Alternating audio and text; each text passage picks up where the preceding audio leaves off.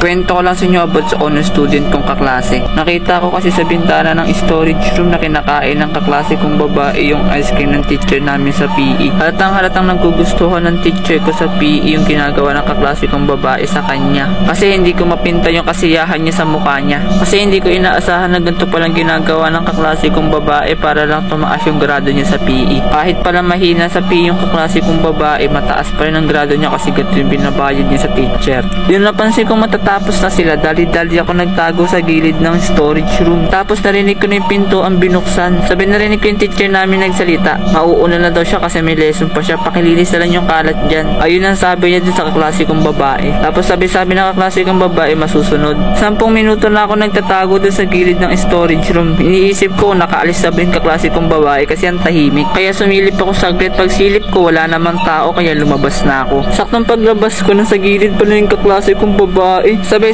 niya sa akin, nakita ko ba daw lahat? Magsisinungaling sana ako na bigla niyan dinakot yung dalawa kong iklog at pinirat niya to sa sobrang sakit ng that time. Grabe, para akong hihimatayin. Kaya nagsabi ako ng totoo at nakita ko nga lahat. Sabay pagtingin ko sa mata niya, naglilisik talaga to na parang gusto akong patayin. Tapos bigla niya ako kinaladkad sa loob ng storage room. Iisipin ko talagang papatayin niya ako kasi nakita ko lahat yun. Tapos nabigla ako sa ginawa niya. Nagtanggal siya ng suot at sabay sabi sa akin, tanggalin mo na yan para matapos na agad tayo. Alam ko naman gusto niya ng mga lalaki ng ganitong bagay. Nagulat ako sa sinabi niya. Tapos